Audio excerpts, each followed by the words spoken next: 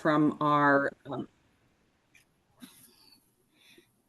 we will be recording this meeting, and we've just started the recording. We will not record any questions after the presentation by the presenter, just in terms of folks' privacy. But we will be um, recording this and putting it online and sharing it with our friends at AG. So it just turned 7 o'clock. I know we had about 30 people registered, so I'm just going to give them another couple minutes to join us this evening, and then we will get started. Thanks, everybody.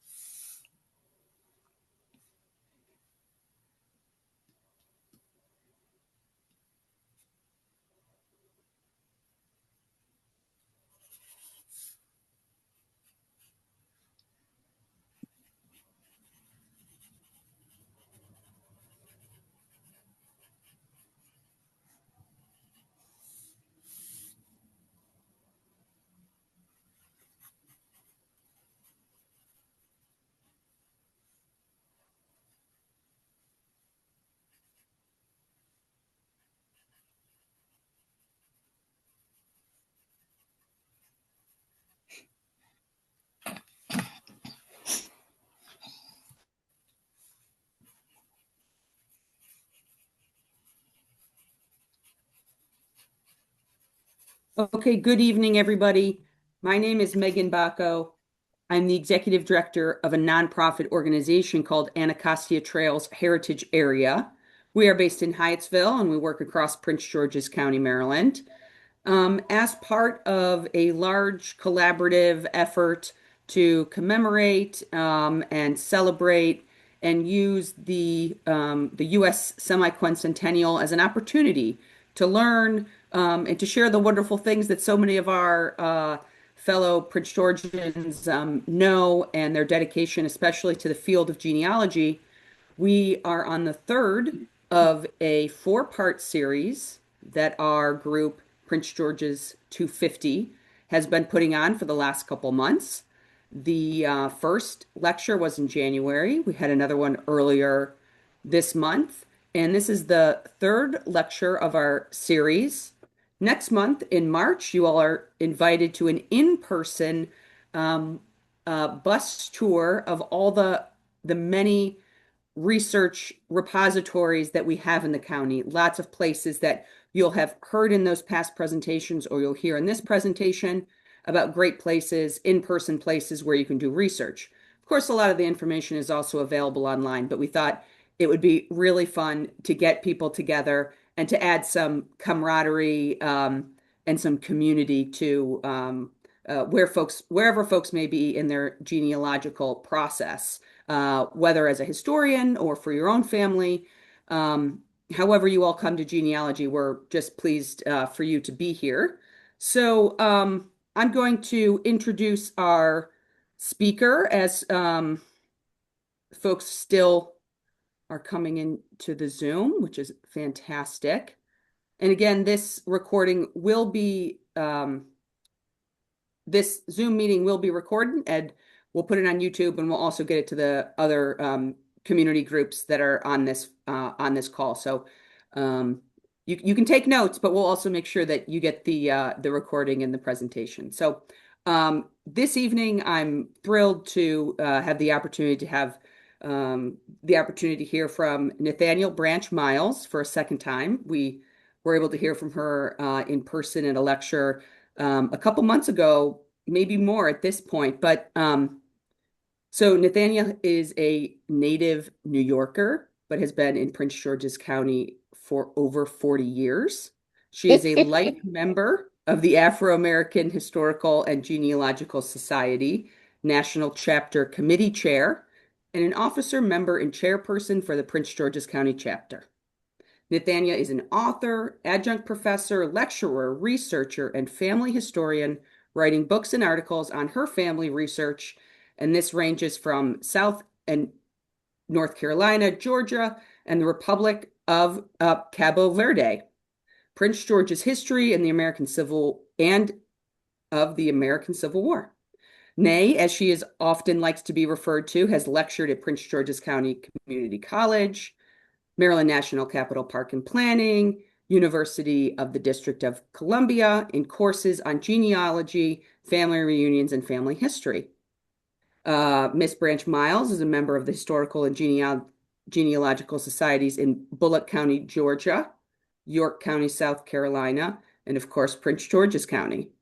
She's also an active member of the community, serving on the Maryland Governor's Commission and Task Force on Black and Minority Health, and is a commissioner for the county's Consumer Protection Commission, and currently a commissioner for the Prince George's County Historical Preservation Commission. She served on the board member of Prince George's County Historical Society and the Philharmonic.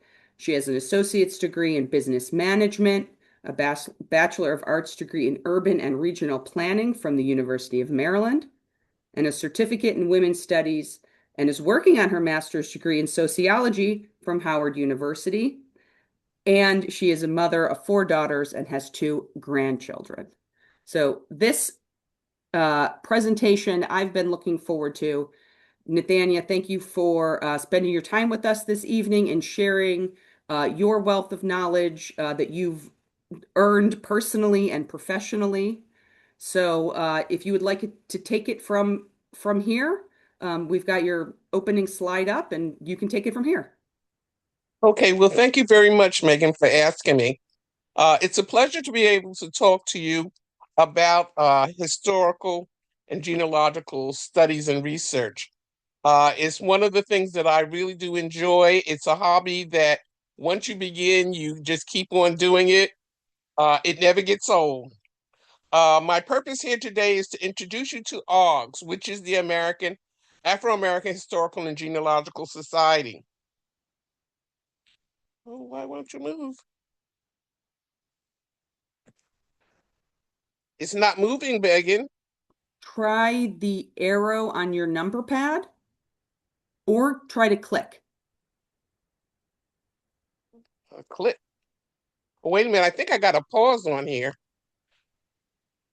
Let's see if that works. No. Folks, we did have a tech run through, so Okay, it's here we just go. what happens. Okay. Okay, first of all, I'm going to give you the mission. The mission, well, we are a 501c3 organization, and we strive to preserve the African American family history, genealogy, and cultural diversity by teaching research techniques, analytical skills, and disseminating information throughout the community. That is our goal, to help people learn about their family. Some of the things that go on are kind of like taken for granted. I know for a fact that when I was trying to do my own genealogy and I asked questions and then I found out certain things, and the first thing somebody would say is, I thought you knew. Well, nobody tells you, so you will never know. Our founders included several archivists, historians, and genealogists. Our president, our founder was James Dent Walker, Elizabeth Clark Lewis, Deborah L. Newman, Paul Sluby Sr., Marsha Greenlee, Gene Scott, and Marcia Eisenberg. It's sad to say that everybody has departed or met their transition to their ancestors except for Elizabeth Clark Lewis and Deborah Newman, and both of them are retired from Howard University and Morgan State University, respectively. Membership in this society is open to anybody and everybody who wants to join. The first general meeting was held in October 1977 at the National Archives Theater. We have 33 chapters in cities across the continental US. We are about 2,000 strong, and we have 5 chapters in the DMV, including Baltimore. One would be the James Dent Walker, which is in DC, Prince George's, which is where I am, Montgomery County, Central Maryland, which is technically Howard County and Annapolis, and the Agnes Kane Pelham, which is in Baltimore. With your membership dues, you're entitled to a bi-monthly newsletter and a biannual journal. And we host an annual conference every year. In 25, we were in Charleston, South Carolina, which was great. We recognize members and volunteers by awards printing their family's research. And those are things that are in our journal and our newsletter. So anybody who has done a lot of research and want to share can feel free to send that information to our editor and they'll help you work it out to get in. We are partners with a lot of organizations here in the county. We deal with the National Genealogy Society, Family Search, Daughters of the American Revolution, 23andMe, National Park Service, and I can't even think of all of them, but we're partners with a lot of people. Our chapter started in 1994. Our charter members were Carolyn and Jane Thomas. And our mission is, as I stated before, to assist people in their research skills. You'd be surprised how many people have information and they don't know what to do with it. Our chapter meets 5 times a year, which is January, March, May, September, and November. Since Zoom, we meet a lot by Zoom when inclement weather, particularly like this past January. Our signature programs are our Juneteenth program, which is in June, Maryland Legacy Day, which is in November, and Ask Granny is whenever it is raises to a request. As I said, we're partners with the NARA, the PG Historical Society, the National Park Service, and the Veterans Administration. Now, our educational seminars and workshops are beginning genealogy, finding clues in the U.S. Census, creating a family tree, researching your ancestors at the state archives, library, family attics, and online. Learning family history at the family gatherings, i.e. your family reunions, funerals, weddings, Thanksgiving, and any place where your family gathers. And interviewing relatives on family history. Those would be your oral interviews, something that a lot of people kind of take for granted, but you really do need to pay attention to that, because when the elder closes its eyes, that library is closing forever. Now, I'll talk a little bit about the tools of the trade. And this is a short little thing about family charts, like a family group sheet. Everybody should have a family group sheet on every individual. If you are one of 5 family members, your father, your mother, and three siblings, you should have one on each of them, largely because your father has his parents and his siblings, your mother has the same, you will probably marry and have a wife and children, and the same with your siblings. So this way your family tree keeps growing, and it's important that you write it down because there's always a little bit of information that will help you find whoever is lost. You may hear that you had an aunt or uncle who nobody talks about anymore, but you know they were there. Well, you need to know what their full name is and when they were born and where they were born. Everybody in the same family are not born in the same place. You know, your parents could have been in the military, which meant you might have been born in Germany, but your sister's born in France. And when you'll come home, you're born in Oklahoma. There's a pedigree chart, which is the chart that shows how your family grows. So you will start with yourself, your parents, your grandparents, and your great grandparents, and their parents. And you would just list them, the male on the top and the female on the bottom. And always remember to put the date of birth by the date, the month, and the year. And it's important that you always remember to put the woman's maiden name, because she can be married several times, and that will always change. There's the 5 generational charts, and then their family trees. There's some genealogy software that you might be interested in. I personally use Family Tree Maker, but there's Legacy, Roots Magic, excuse me, and the Genealogist and Heritage, My Heritage. And all of these programs are not exactly interchangeable, but they have a program or a software within them called the GED.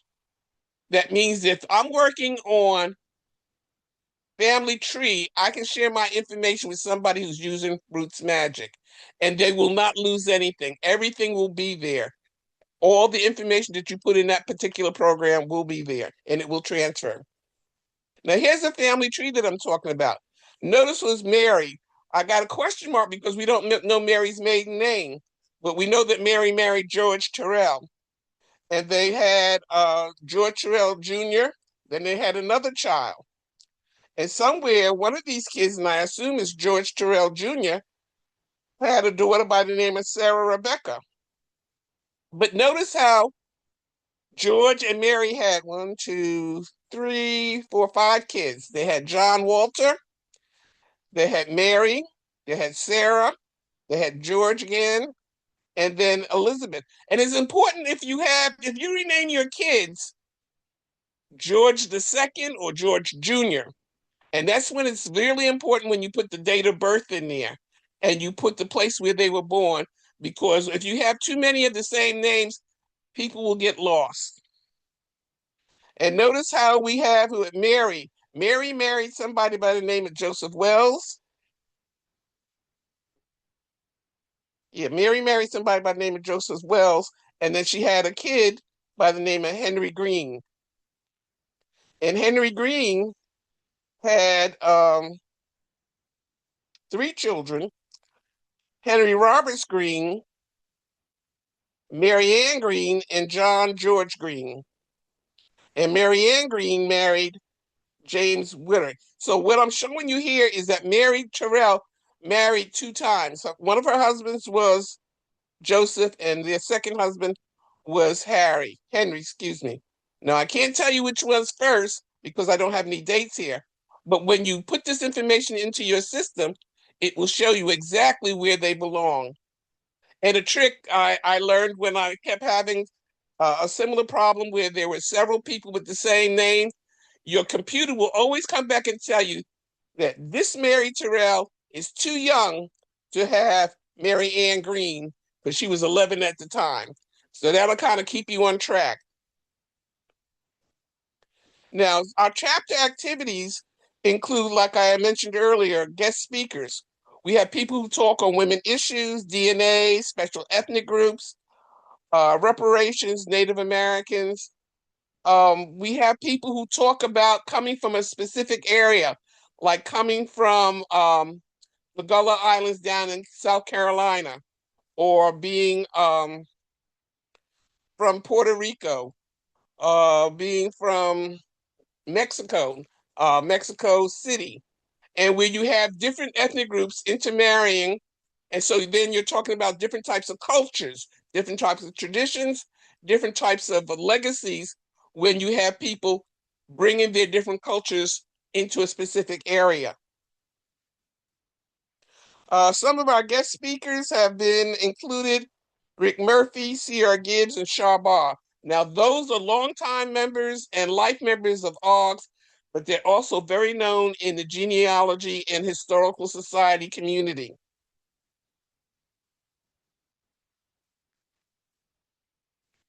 Now, with our chapter community outreach, and you can always ask us to come and speak, but we do Black History Month celebrations with the other 5 chapters, and we also do memberships like we're doing here. Excuse me, I thought I turned my phone off. So what we're doing here is a workshop where we're telling you about who we are, what we do, and offering our services to you. We also work with civic association churches in the county in providing educational programs, seminars, and workshops. Last week, Pat and I did something for the city of Hyattsville, and it was very well received. People had a lot of questions about how to get started, what to do when you reach a brick wall, A brick wall is something that a lot of people encounter. It's frustrating at times, but it's something like when you have a mother or a grandmother who gets lost in the census. And when I say she gets lost in the census, I'm talking about she is listed when she was born, but somehow you don't see her for two more censuses. Well, chances are she got married and she moved. You will always be looking for somebody, but the key thing is when you look for these people in your family, it's important that you know exactly where they are at one point in time. Now, prior to the first migration, which was probably in the 40s, families stayed pretty much together. And so when you look at the census, and I'll be talking about the census in a minute, they're all together.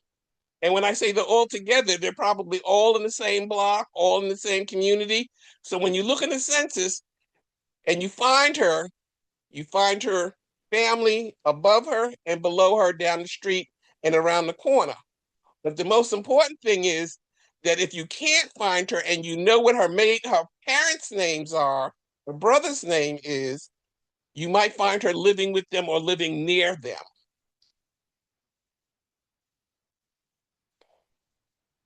I talked about our Juneteenth program, which is held in June. And we also, that's a half a day program.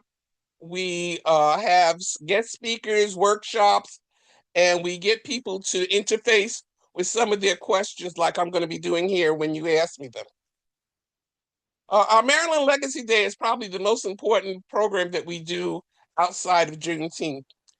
It's in celebration of the day that the colored people of Maryland were freed through a special constitution, which was November 1st, 1864.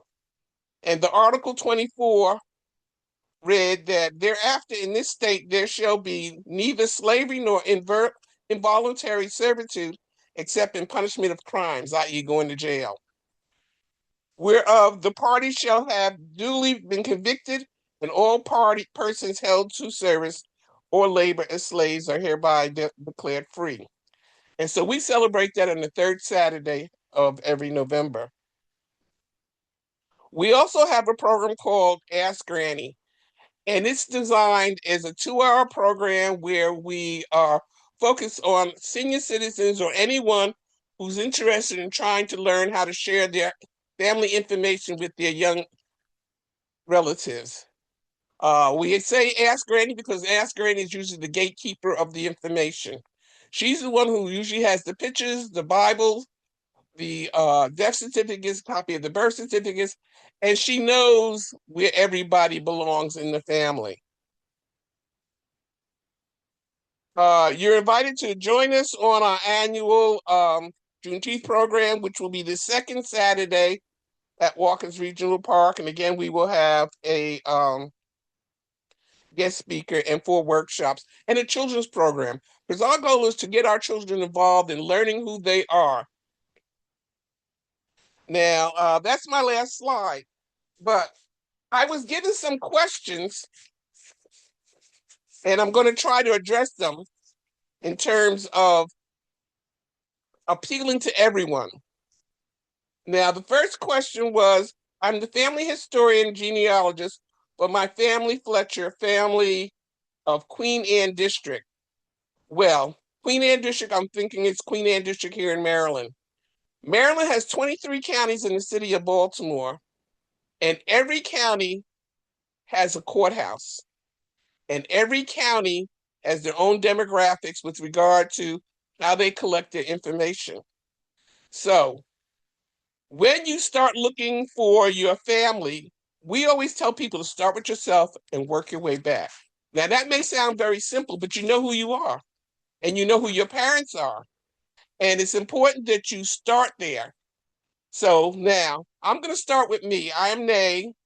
I was born in 1949 in the borough of Queens. No, not the borough of Queens, the borough of Manhattan in Harlem Hospital. So for me, if you were looking for me, you would find me in the 1950 census, and it would have me there listed with my parents, Annabelle and Nathania Branch. Now, later, they had other people, my siblings, they won't come up until maybe the 1960s because they were all born in the 50s. Now, let me tell you about the federal census. The federal census is a document that is created by the federal government every 10 years. Its primary function is for taxation and representation. Every state does it, and every state will break it down by county, by village, by town, by city. So when I'm looking for my parents, I'm looking for them, or you're looking for your parents, you're looking for them in the state of Maryland, in the county of Queen Anne, in the township of whatever it is called. And you will look for them in the census. Now, the census is now on ancestry.com family search. But prior to them becoming the main keeper, you would have to go to the archives or your public library, and you would have to look this up by Soundex. Now, Soundex sounds easy, but it wasn't all that easy because it was mostly done by phonetics. But the key thing was you could find, if you had that much information, you could find whoever you were looking for in the federal census for 1950. Now, every 72 years they release one, and if I'm not mistaken, the 1960s should be available now because it should have been available in 2022, but I have not checked that. Now, the person who's talking about their family genealogy for living in Queen Anne will be able to find this in that census.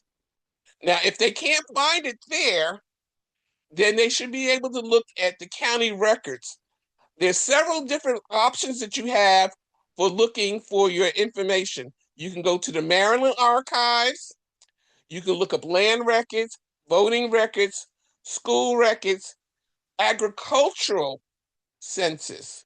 Now, the agricultural census is a really good place to look, though I think they stopped doing it in the 40s. But the primary reason why you would look for the agricultural census is because, one, it would tell you that they were landowners, that they lived with their wife, and it would name everybody who lived on that farm, the mother, the father, the grandparents, any sisters or cousins who lived there. It would tell you how many acres there were, what they grew, what they had. Did they own it? Did they rent it? And it would give you a lot of information as opposed to the age of the people who were living there, were they married, how long they were married, how many living children they had. This is information that researchers or genealogists use that the census didn't use like we use now. I don't think when they developed it that was their key role there. I think that there mainly was for representation and taxation because they wanted to make sure they collected the taxes. And like I said, they do it every 10 years. Now, the biggest problem that you might have in looking at your census is that the person who take it or who took it may not be as conscientious as you would like them to be. By that I mean, if somebody wasn't home, they may or may not get back to them, or they may ask for information for next door neighbor who may know about you as the census needs to. But for the basic information, it will always have the house address, the name, and the number of people who live in that house. And it will always have where your parents came from. So for instance, for 1920, you will find that your ancestor lived in Queen Anne County and let me go he. And he was 29 years old. He had been married 5 years. He speaks English. He can read and write. He has a radio. And his parents, now that's something that they always ask, where did your parents come from? Your native person, the native language.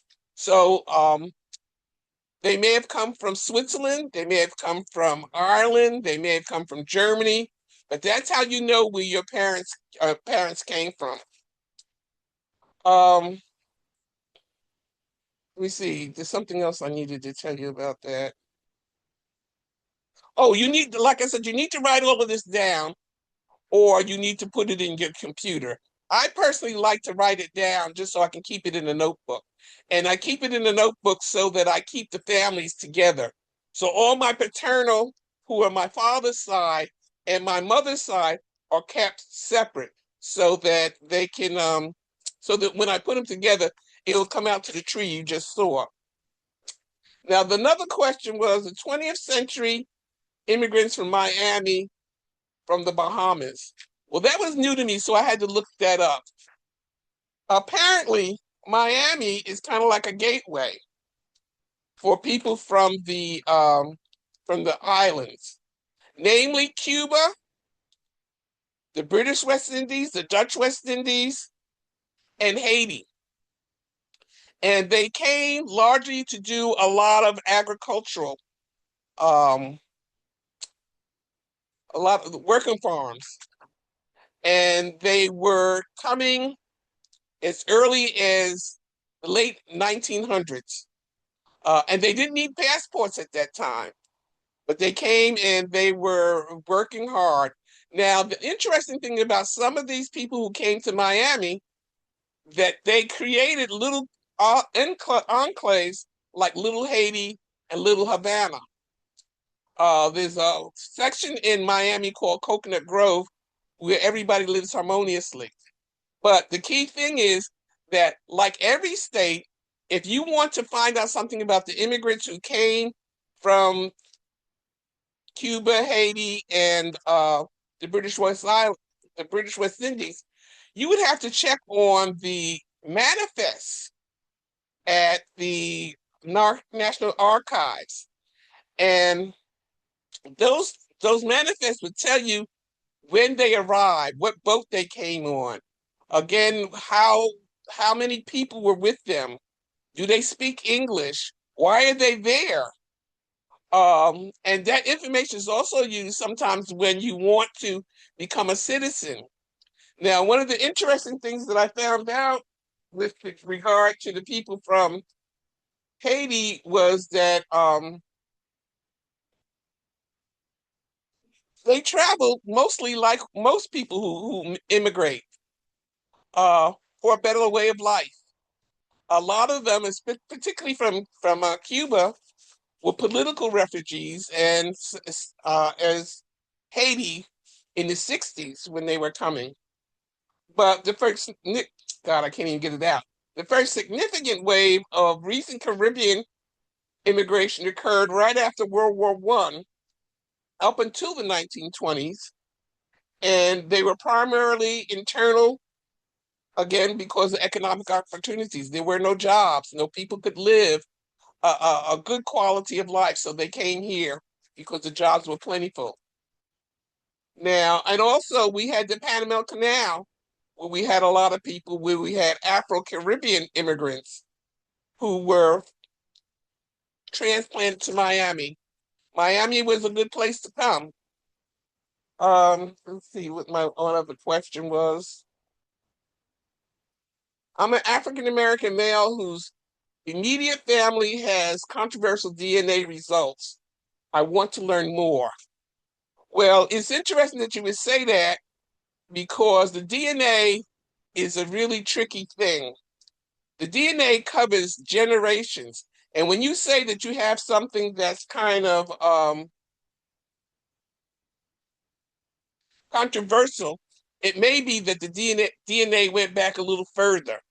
For instance, you will have a lot of African Americans who have a lot of European bloodlines, largely because if they were in an area where there were lots of slaves, there was a lot of mixing of races. And the same with other groups where you have African Americans who's turned up with other groups like Irish or German genes. It's really important that you understand that the DNA results will go back more than 1 or 2 generations, or like we like to say, skip a generation. But they're good to know because it gives you a basis for your family dynamics. Let's see, what's another question that we had here? I only have but so much time, so I'm trying to be quick. Researching family before the 1870 census. Now that's kind of tricky, largely because before 1870, we had the Civil War and slavery was really a very strong institution. So African Americans were not counted as people, they were counted as chattel. So that meant if you were lucky, you found your ancestor there because the enslaver or the slave owner put you down on the census. But keep in mind that sometimes they didn't put you down, largely because one, you were not old enough because they didn't count people who were under 15 in 1860 and 1850. You had to be a landowner to be counted. But when they were talking about slaves, they were talking about taxation. So they wanted them to count all their slaves. But the key thing was that you were not named. You would be listed under your slave master, which could be John Brown. And John Brown had 5 slaves. And it would list well your sex and your age. That's all it listed. It didn't list anything else. Occasionally, you would find a slave owner who might put the name there. But for the most part, if you were a slave owner who had more than 50 slaves, chances are he did not do that. Free slaves were counted as regular census people. They were regulars. So they would be counted. Another thing that you need to know that when you are counting these slaves, they are always with the slave owner. And sometimes the slaves were being rented out to other people, for like the harvest and things like that. So every so often somebody might fall through the cracks or might not be counted. Now we have somebody who says, I'm a beginner and would like to understand where to begin my research. Now, as I said before, you need to start with yourself. People do not understand or do not believe how much information they have at their disposal in their own homes. You have birth certificates, death certificates, you have announcements of weddings, funerals, graduations. You have access to military records when somebody came home. They had the discharge papers. When people went to school, they had to register when they're voting. They had to register. If you're a landowner, you had to register. So a lot of those things you have in your home, you just don't think of them as information. And when you look at death certificates, it's important that you look at the person who provided the information. A lot of times, the person who provided the information doesn't know the whole history of that person, which is not their fault because it could just be the second wife, the third wife, or somebody who never knew their family at all. But the good thing about some of these documents are that they name their parents. They name their age, they name the time of death, and they name where they died. They either died at home, they died in the hospital, and they died of tuberculosis. Something like that is very important to know, largely because there was a period in the 20s when tuberculosis was really rampant. So people were dying of it like the flu. And like there was the flu of 1920 or 1919. A lot of people were dying. And then another place that you can look, if you can't find somebody, jails and hospitals, mental health hospitals. Those are places that people are not always counted, or people don't look for them there. When you talk about looking for a lost relative, maybe when they joined the service, they didn't come back home, and they were last stationed in Fort Dix, New Jersey. They met a young lady there, got married, and stayed there. During those times, men particularly did not do a lot of writing. So it was very easy to lose a brother or a sister who might have traveled with their husband or who stayed with the new wife's family. It was very easy to do that. Now, a lot of things that you also can look at is, like I mentioned, that we're very lucky here in this area because we have lots of places, more than some. We have the National Archives, which, as I mentioned before, has manifest, census, has copies of applications for citizenship. But that's all at the federal level. Now, I think I need to mention that there's some states, I think 15 up until 1925, did state census, and those state census were on the fifth year. So, like, the federal census was 1910, the state census was 1915. They asked pretty much the same questions, but the information was always a whole lot easier to get to if you knew where to go. Department of Health is very important, so check the Department of Health because they keep records of health on births and deaths. And you usually can go with the state archives, where after your county keeps X amount of records for so long, then they transfer them to the state archives, and they are the ones who will maintain those files. You should also look at your churches. Churches keep very good records on baptisms, births, and deaths. Funeral homes. Now, funeral homes is kind of like a hit or miss thing, largely because hit or miss is that if your funeral home stays in business for 100 years, you're good. But if a funeral home goes out of business, some of the records get destroyed, and some of the records do not go to the new owner, which is very sad. Now, you also need to be aware, and I hope this is not just too much information at one time, but I'm trying to give you as much as I can in my limited time. Um, if somebody was born in Prince George's County, I'm trying to give you a good period. I'd say the mid 1800s, right before or right after the Civil War. As I mentioned earlier, there are 23 counties in the city of Baltimore.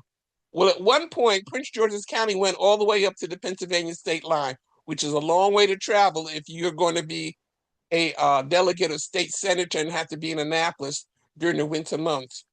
But the point I'm trying to make here is that if your ancestor was born in Prince George's County before the split, before it generated the different counties like Montgomery, Howard, Anne Arundel, Queen Anne, Washington, etc., those records would remain in that county, the Prince George's County.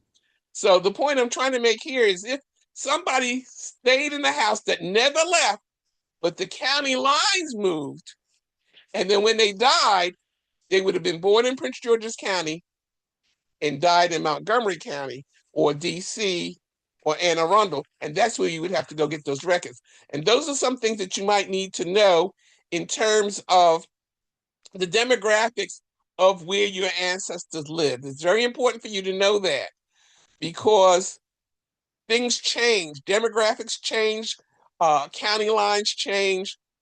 We didn't have that many courthouses that burned up during the war, but these things happen. You know, things get lost, things fall through the cracks. Let's see.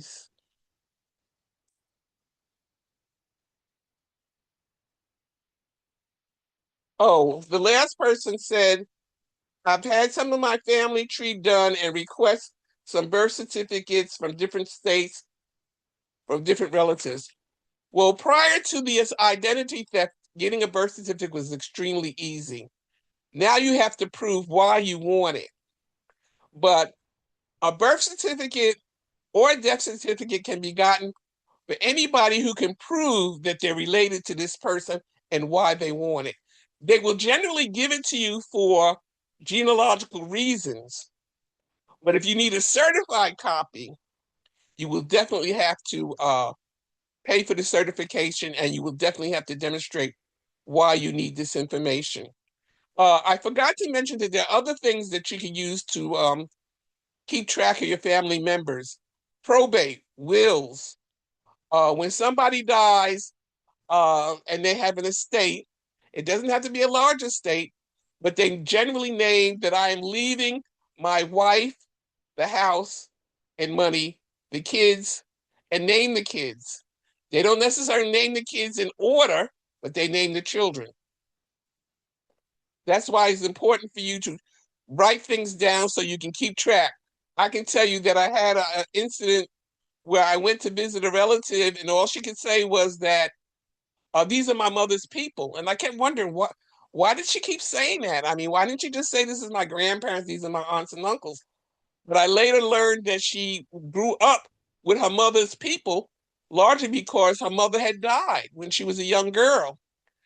And that's all she knew. She had that picture.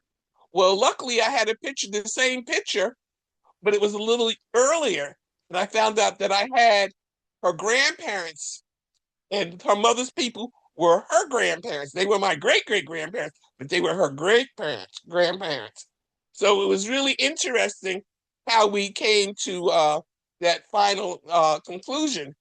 But prior to that, she didn't know anything. All she knew was her mother's name was Maddie, and that uh, she died when she was young. And again, I'm saying people don't tell you things that you want to know or that you should know. Because she should have been able to say, "This is my mother, Maddie, and her husband, John." But she wasn't able to say that. All she would say, "These are my mother's people," when she actually had her grandparents. Now, are there any questions? Hello? Yes, yes. Hello. Thank you very I much, hope I haven't Nathania. inundated you. We're Do I here. still have time? We're here. Yep. So I'm going to Okay. ask you one thing, Nathania. Can you um, close your presentation? That will give folks a better view of the other Okay. people on the call if they want Okay. to Well, ask all I got to do questions. is unshare it, right? No, go ahead and close. Yeah, hit unshare. Okay. It should be part of the Zoom window. Okay. Okay. There we go. Okay, yes, we've had some comments in the chat during your presentation, and we have some folks with hands up now. So I think what we might do is we'll stop the recording. That way, if people who are asking questions